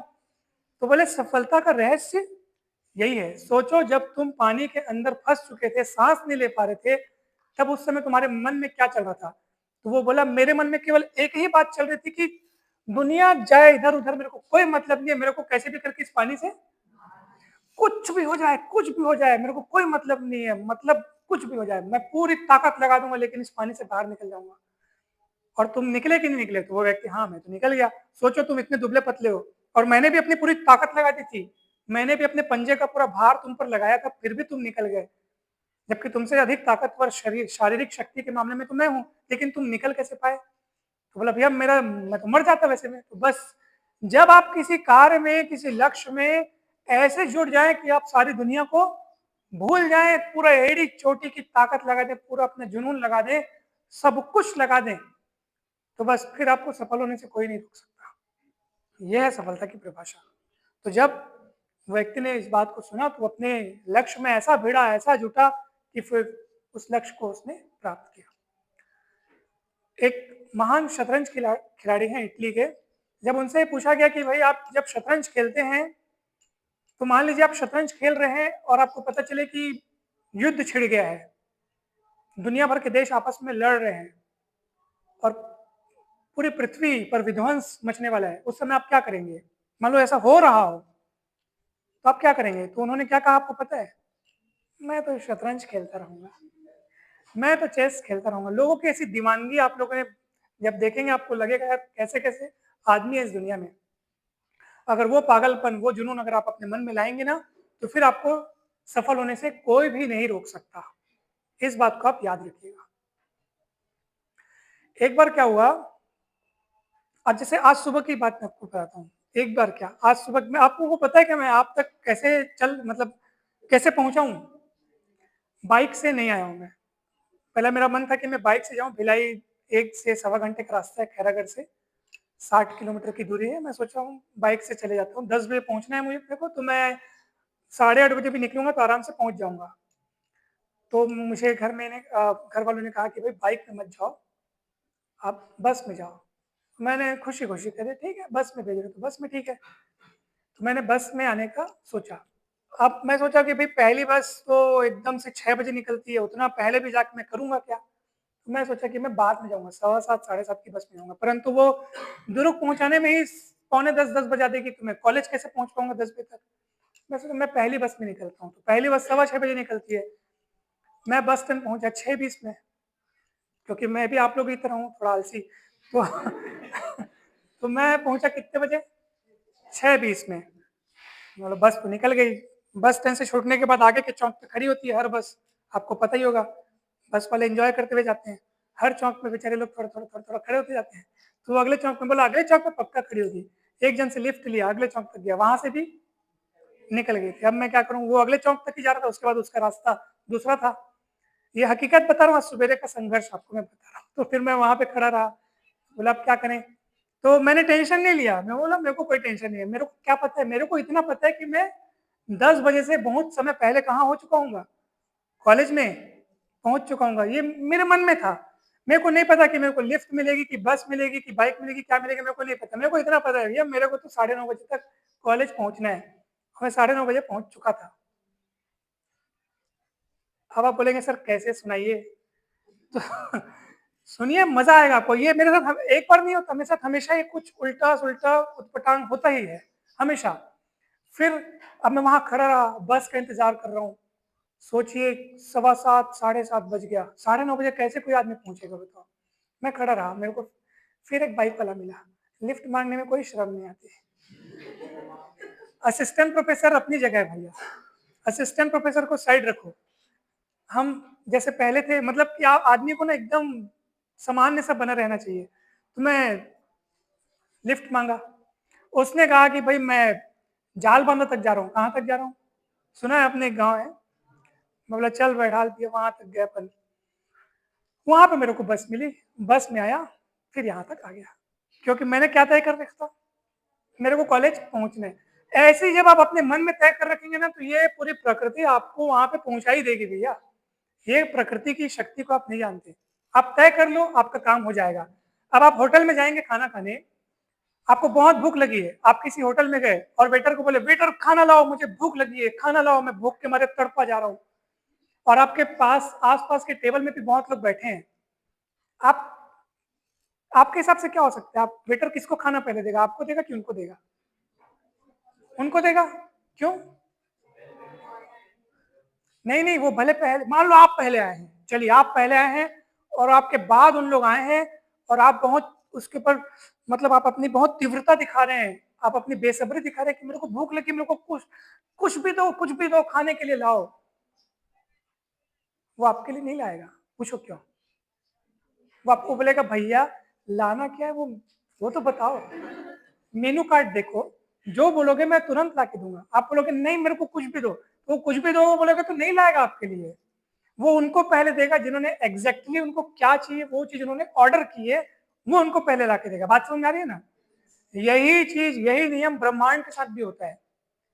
आप ऑर्डर कीजिए, स्पष्ट शब्दों में ऑर्डर कीजिए, मेरे को सफल होना है, तो ऐसे कुछ नहीं होगा। आप किस चीज में सफल होना चाहते हो, किस चीज में आगे बढ़ना चाहते हो, स्पष्ट रूप से ब्रह्मांड को ऑर्डर दो। कुछ लोगों को यह भी नहीं पता होता कि उनको करना क्या है, तो वो कैसे सफल हो पाएंगे फिर बताइए? आप स्पष्ट तौर पे ये सोचिए। पता है, एक एक विचारक ने यह कहा है कि सफल होने के दो ही मंत्र हैं, सिर्फ दो ही मंत्र। एक तो आदमी ये तय कर ले कि आखिर वो चाहता क्या है, उसको करना क्या है, और फिर दुनिया की पूरी ताकत उसमें झोंक दे, फिर खत्म। बस ये दो नियम है। एक तो पहले आप चेक करो कि आपको क्या चाहिए, चाहिए क्या। अब आप बोलोगे खाना लाओ, खाना लाओ, तो खाने में बहुत सारी चीजें लाएं, क्या वो बताओगे नहीं तो बेटर आप भूखे रहोगे, लेकिन वो लाएगा नहीं, क्योंकि वो अपनी ड्यूटी निभा रहा है। वो उनको पहले देगा जो स्पष्ट तौर पे ऑर्डर किए हो उसके लिए। समझ मेरी बात? मान लो, अच्छा एक और बात, सफलता की परिभाषा सबके लिए अलग अलग होती है। कोई नेट क्वालिफाई होना चाहता है तो उसको अपनी सफलता मानेगा। कोई व्यक्ति बहुत ज्यादा वजन वाला है तो वो वजन कम करने को अपनी सफलता मानेगा।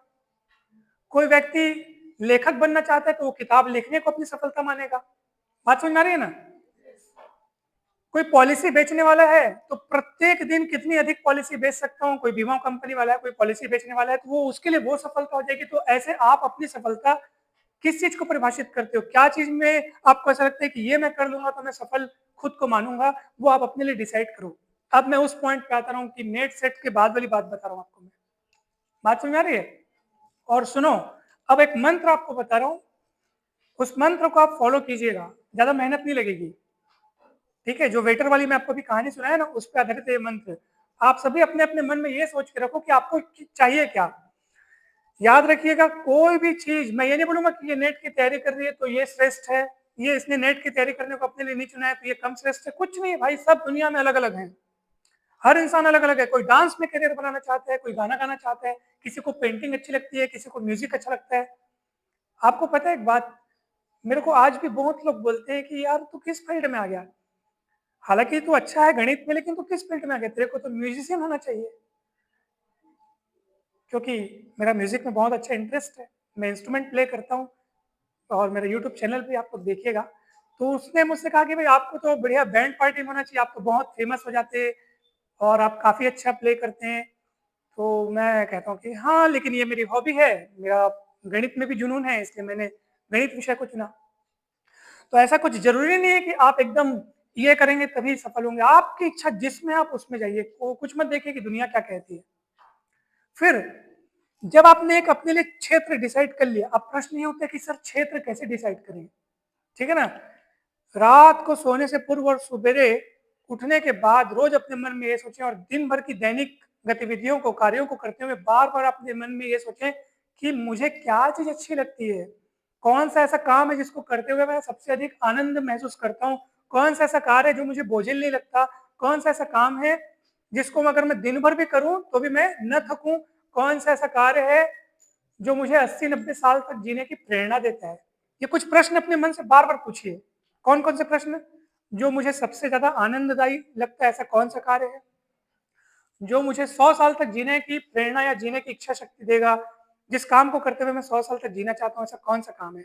जिस काम को करते हुए मैं कभी थकता नहीं हूँ, आधी रात को भी थके और फटे हाल में भी अगर मेरे को कोई वो काम करवाए, मैं तब भी कर सकूँगा। ऐसा कौन-सा काम है? आप सब अपने-अपने मन में सोचो, चाहे वो काम कोई भी हो और उस काम में आपको महारत हासिल करनी है, ठीक है? ओके, सोच लिया अपने मन में, नहीं सोचे हो, तो सोचना आपके मन में ये प्रकृति आपको उत्तर देगी, इशारे करेगी आपको। कैसे बताऊँ? आप जब डेली लाइफ़ अपनी जो ज़िंदगी जी रहे हो ना, जब भी वो काम आपके पास आएगा, एक अलग तरह का एहसास होगा आपको, एक अलग तरह का आनंद मिलेगा। यार, ये काम मेरे को बड़ा अच्छा लगता है।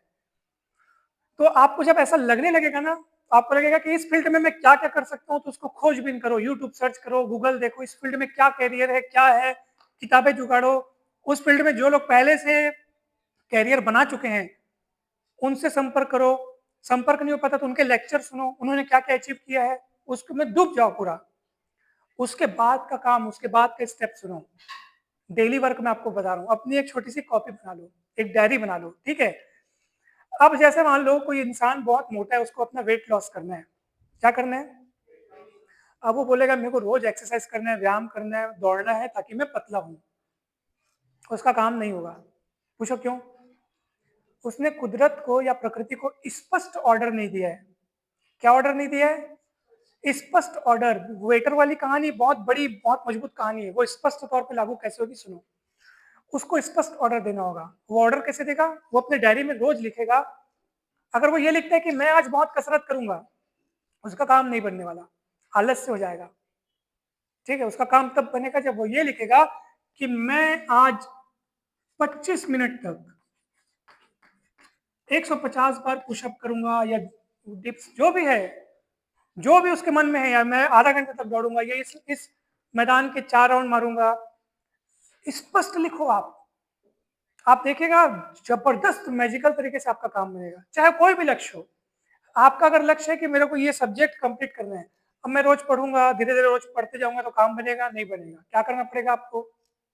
उसको क्लियरिफाई करना पड़ेगा। आप लिखिए कि मैं आज कम से कम 10 क्वेश्चन बनाऊंगा, या इस टॉपिक से इस टॉपिक तक पढ़ूंगा, या पेज नंबर 401 से 450 तक पढ़ूंगा। बात समझ आ रही है? उसको आप स्पष्ट लिखिए, उसके बाद देखिए क्या जादू चलता है। फिर स्पष्ट लिखिए। पहला लक्ष्य समझ में है? दूसरा लक्ष्य सुनिए, दूसरा जो काम है आपका, मतलब लक्ष्य को पूरा करने के लिए पहला नियम। अब दूसरा नियम क्या है? भले थोड़ा ही सही, और डेली प्रैक्टिस। भले थोड़ा, नहीं पढ़ने का मन है मत पढ़ो, लेकिन 2 पेज रोज पढ़ो, 3 पेज रोज पढ़ो, 5 पेज रोज पढ़ो, लेकिन डेली डेली डेली। इस डेली शब्द में बहुत बड़ी ताकत है, अत्यंत बड़ी ताकत है। तो डेली प्रैक्टिस होनी चाहिए। भले आधा घंटा पढ़ो, 15 मिनट पढ़ो, 10 मिनट पढ़ो, नहीं मन है 1 पेज पढ़ो, एक डेफिनेशन पढ़ो, एक फॉर्मूला पढ़ो, लेकिन डेली पढ़ो। ये दूसरा नियम हुआ। तीसरा नियम, जिसको अपन टाइम मैनेजमेंट का पार्किंसन का नियम कहते हैं, और वो सुनो क्या होता है। टाइम मैनेजमेंट का बढ़िया सा रूल है। आपको पता है कि आपने, जैसे मान लीजिए शाम को किसी ने, आपके मित्र ने और आपने मिलकर के शॉपिंग का या घूमने का प्लान बनाया है। अरे आज शाम को घूमने जाएंगे। होता है कभी ऐसा? घूमने जाते हैं आप लोग? जाते हैं घूमने? नहीं जाते? जाते हैं। भिलाई में तो बहुत सारी जगह है घूमने की, तो आप लोग जरूर जाते होंगे। मान लीजिए आपने घूमने का प्लान बनाया, तो आपको पता है कि आपने शाम को घूमने का प्लान बनाया, अब बस शाम को। कब? शाम तो बहुत बड़ी होती है भाई। कुछ लोग 3 से 4 बजे के समय को भी शाम बोल देते हैं, शाम 4 बजे। कुछ लोग 8 बजे को भी शाम बोलते हैं, 7-8 बजे शाम को। तो शाम तो बहुत बड़ी होती है, और आप शाम को घूमने की प्लानिंग कर रहे हैं, तो लिख के ले लीजिए कि अगर आप शाम को घूमने की प्लानिंग की है ना, तो आपकी पूरी शाम घूमने में ही जाने वाली है। लिख के ले लो। आप बोलोगे यार मेरे पास आज अच्छा खासा समय है, मेरे को ये यूनिट, ये वाला, ये चैप्टर तैयार करना है, ये चैप्टर की पढ़ाई करनी है, मेरे पास तो बढ़िया दिन भर समय है, तो आप लिख के ले लो कि वो चैप्टर पढ़ने में आप दिन भर ही लगा दोगे, भले वो 2 घंटे के लायक क्यों ना हो। तो पार्किंसन ये कहते हैं कि आप कुछ भी काम करो, चाहे पढ़ने का हो या दुकान से जाके सामान लाने का हो या दोस्तों के साथ मेला घूमने का हो, दुनिया का कोई भी सामान हो या तो कोई भी काम हो या पार्टी में घूम के शादी में खाना खाने का हो, कुछ भी हो, आप उसके लिए टाइम लिमिट निर्धारित करो। काम शुरू करने से पहले उसकी खत्म होने की सीमा निर्धारित करो। अगर आप वो नहीं किए, तो वो अनलिमिटेड समय आपका खा जाएगा, क्योंकि आपके पास समय है और आप टाइम डिसाइड नहीं करोगे तो वो खा जाएगा समय। घूमने का सोचे हो, दोस्तों के साथ शाम को जाना है घूमने, लिमिट निर्धारित नहीं किए हो, तो कब निकलोगे उसका भी कोई ठिकाना नहीं, और कब घर पहुंचोगे उसका भी कोई ठिकाना नहीं है, तो पूरा समय बर्बाद। और वही अगर आप डिसाइड करके निकले, देख भाई घूमने चलेंगे, ठीक है चलेंगे, भले वो आपको कोई कितना भी स्वार्थी क्यों ना समझे। मंत्र सुनिए, देख भैया 5 बजे चलूंगा तेरे साथ, उसके पहले मैं नहीं जा सकता, मेरे पास मेरा काम है। 5 बजे चलूंगा, आएंगे कितने, 7 बजे तक वापस, 7 बजे तक, उसके बाद मेरे पास समय नहीं है। ऐसा महत्वपूर्ण बनाइए अपने आप को, और आपकी खुद की इच्छा है तो फिर बात अलग है, लेकिन अगर आपके मन में मतलब आपको खुद अपना समय बर्बाद करने में अगर खुशी मिलती है, तो वो फिर भैया आपको गंभीर विचार करना चाहिए। परंतु आपके पास अगर कोई दृढ़ लक्ष्य है, तो उसके लिए बता रहा हूं मैं आपको, 7 बजे तक आ जाऊंगा, चलना है, मतलब ऐसे रूडली मत बोलिएगा, चलना है तो चल चलना है तो चल मत बोलिएगा, मतलब थोड़ा अच्छे शब्दों में बोलिए, किंतु आप टाइम डिसाइड कर लीजिए। उससे क्या होगा पता है, आप उस पार्टी में भी रहेंगे या जहां कहीं भी आप जा रहे हैं, मेले में भी जा रहे हैं ना, तो आपके माइंड में ये चीज की प्रोग्रामिंग हो चुकी है कि मेरे को भैया 7 बजे तक क्या करना है, यहाँ से लौटना है। हर काम को आप टाइम लिमिट डिसाइड करके कीजिए। मैं ऐसा करता हूँ भाई, इसलिए मैं जितनी भी बातें बता रहा हूँ ना, ये मैं फॉलो करता हूँ, आपको यूं ही नहीं बता रहा था, मैं फॉलो करता हूँ पूरा। अब पढ़ाई के बीच में बोर होते होते, मैं शायद गलत बोल रहा हूँ, क्योंकि पढ़ाई से कोई बोर तभी होगा जब वो पढ़ने बैठेगा, तो तो या फिर आप मान लो पढ़ने बैठे भी हैं और 5-10 मिनट हुआ नहीं है कि आपकी निगाहें और आपके हाथ कहाँ जाते हैं, मोबाइल फोन पे जाते हैं। उसमें कुछ नहीं आ रहा है, कोई इतना इंपॉर्टेंट नहीं है, कोई आप बड़ी फैक्ट्रीज या बड़ी कंपनी नहीं चलाते जो आप 5-5 मिनट में फोन को देखते हैं कि कोई ऐसा कॉल छुट जाएगा जिससे पूरी दुनिया उलट पलट हो जाएगी। आपके लिए हर नोटिफिकेशन इतना मायने रखता है कि आप बार बार उस मोबाइल को उठाते हैं और देखते हैं, जबकि होता कुछ नहीं है, बस ऐसे रख देते हैं, जबकि उसमें कुछ होता है क्या, कुछ नहीं आता है, कोई नोटिफिकेशन, कोई इतना बड़ा भारी चीज नहीं आता, फिर भी हम सब मोबाइल की गिरफ्त में है। तो मैं आपको इससे उठने का ऊपर उपाय बता रहा हूँ। अच्छा, आप लोग समझते हैं कि ये ऐसा है प्रॉब्लम, मोबाइल की गिरफ्त में, रील्स देखने में या चैटिंग करने में या नेट सर्फिंग करने में, सबको अलग अलग तरह की, या स्नैपचैट से भेजने में होता है ना, कुछ होता है, हर किसी को अलग अलग टाइप की बीमारी होती है। आपको क्या लगता है आपके में मोबाइल से संबंधित कोई भी बीमारी है क्या? किसी को यूं ही दोस्तों या सहेलियों से, और कैसा है क्या होता है कि नहीं होता है? तो सुनिए मेरी बात, इन सब से ऊपर उठने का तरीका, ताकि आप दोनों चीजों को कर पाए, पढ़ाई भी और मोबाइल भी। जरूरी नहीं है कि मोबाइल एकदम त्याग कर दें, आज से मैं परित्याग कर दूं, ऐसे भी नहीं है। आप दोनों चीजों को बैलेंस करके चल सकते हैं। एक सूत्र ध्यान रख लीजिए, जब भी आप कोई भी काम कर रहे हो और आपका हाथ जब भी मोबाइल में जाए, बेशक उठाइए, कोई मना नहीं है, आप मोबाइल उठाइए, जो काम है आप कीजिए। आपको कोई इंपॉर्टेंट काम है, किसी को कुछ भेजना है, सिलेबस भेजना है, कुछ नोट्स भेजना है, जो काम है आप कीजिए। यूट्यूब वीडियोस देखना है, शॉर्ट्स देखना है, रील्स देखना है, जो करना है कीजिए, मना नहीं करता मैं, परंतु मोबाइल उठाने के साथ अपने मन को आदेश दीजिए, देख बेटा 5 मिनट से ऊपर चलाया तो तेरी खैर नहीं है। ऐसा आप आदेश दीजिए, लिख के ले लो, आपका मन 5 मिनट होगा, भले आपकी निगाहें घड़ी पे नहीं रहेंगी, लेकिन 5 मिनट होगा और आपको रियलाइज हो जाएगा कि बस समय हो चुका है। ये सबकॉन्शियस जो माइंड रहता है ना, उसका जादू है ये। आप घड़ी नहीं देख रहे हो, लेकिन आपको 5 मिनट बाद ये एहसास हो जाएगा कि समय हो चुका है। और देखना, फिर जब आप मोबाइल चलाते चलाते घड़ी, अरे यार एग्जैक्ट 5 मिनट हुए, मैं घड़ी में नहीं देख रहा था, लेकिन 5 मिनट बाद मेरा मन बोल रहा है कि मोबाइल रखना चाहिए। ऐसा आप मन को आदेश दो। आपको पता है कि शायद आपके साथ ऐसा होता हो या ना होता हो, अनेकों के साथ ऐसा होता है, मेरे साथ भी ऐसा होता है कि जैसे मैं रात में सो रहा हूँ और मुझे 5 बजे उठना है, बिना अलार्म लगाए अगर मैंने ये डिसाइड किया कि मुझे 5 बजे उठना है, तो मैं अच्छी नींद, मीठी प्यारी अच्छे से गहरी नींद करके भी एग्जैक्ट 5 बजे उठ जाता हूँ। होता है आपके साथ? तो आप तो घड़ी नहीं देख रहे होते कि सोते सोते घड़ी देख रहे होते हैं फिर भी आप उठ जाते हैं, ऐसा क्यों होता है बताइए? ये आपके अंदर बैठा जो सबकॉन्शियस माइंड है ना, वो आपको जगाता है। इसका खेल आप लोग समझिए। समझ में आ रहा है? तो अब बहुत सारी बातें हो चुकी हैं।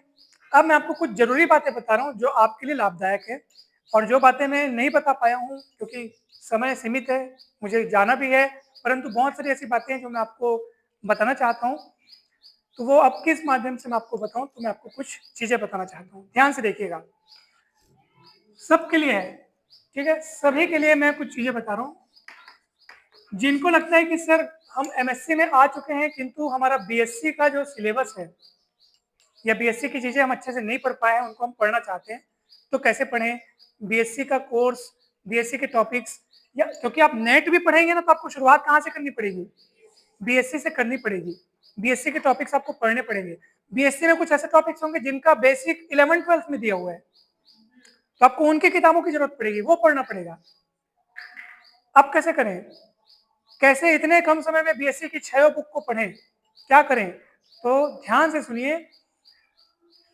हमारा एक यूट्यूब चैनल है, ठीक है, आप उस यूट्यूब चैनल में क्या क्या करना है और कैसे करना है और कितना करना है, ध्यान से देखिए। मैं यूट्यूब चैनल का यहाँ पे नाम लिख लेता हूँ, ठीक है, मुकेश केजीएच, मुकेश केजीएच नाम से यूट्यूब चैनल है। आप इस चैनल को, उस पर जाइएगा, ठीक है। इस चैनल पर जा करके आपको प्लेलिस्ट वाले कॉलम में जाना है। बहुत सारे प्लेलिस्ट मिलेंगे आपको, जिसमें आपको बीएससी की first year, second year, final year अलग अलग प्लेलिस्ट है। मतलब 100% तो अभी मैं नहीं बोल सकता, लेकिन मोर देन 80% टॉपिक्स को मैंने फुल टू कवर करा दिया है, वीडियोस बना के। लगभग 2000 से भी ऊपर वीडियो बन चुके हैं। इतनी शिद्दत और मेहनत के साथ मैंने इस पे काम किया हुआ है। मतलब मैं अपने दिल की गहराइयों से और इस सेटिस्फेक्शन के साथ कह सकता हूँ कि मैं एक किताब से नहीं, दुनिया भर की अलग अलग यूनिवर्सिटीज से किताबों की व्यवस्था करके मैंने उनको बनाया है। जो 15-15 मिनट में समझाने लायक टॉपिक है, उनको मैंने आधा घंटा ले करके, जो एक एक प्रश्न और दो प्रश्न में टॉपिक खत्म होने लायक है, उसके मैंने 10 एग्जाम्पल दे करके टॉपिक्स को समझाया हुआ है। छोटे से छोटे टॉपिक को भी बहुत बढ़िया तरीके, मतलब तारीफ नहीं कर रहा हूँ मैं, बस मैं, मेरे मन में एक ही उद्देश्य था कि मैं सामने जो बच्चा बैठा है या सामने जो देख रहा है इस वीडियो को, उसको समझ में आ जाए। तो मैं, अगर मैं x + y = 2 भी लिख रहा हूँ, तो उसको ट्रांसफर करने का भी मैं उसको तरीका 10 ठोक सिखा रहा हूँ। यानी कि वो कोई भी बच्चा जिसको गणित में रुचि नहीं है, उसको रुचि जागृत हो जाएगी। जिसका गणित में बेस क्लियर नहीं है, उसका बेस क्लियर हो जाएगा। आपको बीएससी की प्लेलिस्ट तो मिलेंगी ही मिलेंगी, 9वीं 10वीं 11वीं 12वीं सब प्लेलिस्ट मिलेगा आपको, ढेरों प्लेलिस्ट है। आप इस चैनल को जरूर देखिएगा, चैनल से आप जुड़ जाइएगा, ताकि कभी भी, क्योंकि मैं डेली कम से कम 4-5 वीडियो डालते रहता हूँ। टाइम कैसे निकलता है इसमें एक रहस्य बना हुआ है, लेकिन मैं टाइम निकाल लेता हूँ। मेरे अनेक मित्र में से इस बात को लेकर तंग करते हैं कि आप टाइम कैसे निकालते हो। तो टाइम, उसके बारे में मैं आपको बाद में बताऊंगा, वो नेक्स्ट एपिसोड में, ठीक है। तो लेकिन इतना ध्यान रखिएगा कि मैं रोज 4-5 वीडियो बना लेता हूँ, चाहे मैं कैसे भी बनाऊं, रात को 10 बजे बनाऊं, चाहे सुबह 5 बजे उठ के बनाऊं, लेकिन मैं बना लेता हूँ। तो वो आपको वीडियोस मिलेंगे, बीएससी के सारे मिलेंगे, बीएससी के कंप्लीट। तो चैनल को आप लोग जरूर सब्सक्राइब कर लीजिएगा, लाइक कीजिएगा, शेयर कीजिएगा। ऐसा सब लोग बोलते हैं, इसलिए मैं भी बोल देता हूँ, ठीक है। अच्छा, एक और बात सुनिए, मतलब ये जो आपको एमएससी वालों के लिए तो बेनिफिशियल है, ये जितने भी बीएससी वाले यहाँ पे बैठे हैं। अभी मैं रिमान इंटीग्रल वाला टॉपिक रनिंग कर रहा हूँ, लगभग कंप्लीट होने वाला है। डेली वीडियोस बनेंगे। अभी जाऊंगा घर तो क्या आराम करूंगा? नहीं, बस मैं थक के पस्त भी हो जाऊंगा, तब भी घर जाके खाना खा के वीडियो बनाऊंगा। मैं थकूंगा नहीं, ऐसा मैं घमंड नहीं कर रहा हूं, ऐसा मैं आपको ये बोल के बताना चाहता हूं कि आप भी अपने आप से ऐसा ही कहा करो। पूछो क्यों? आपको पता है हमारा इंसान का जो शरीर है ना, बहुत मजबूत है। मन तो उससे भी अधिक मजबूत है, उससे भी अधिक मजबूत है बुद्धि, जो मन को शासित करती है।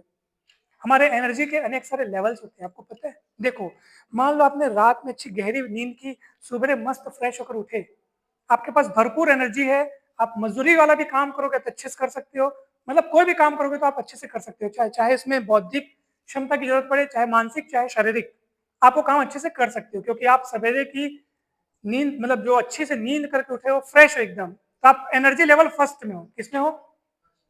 फर्स्ट एनर्जी लेवल है।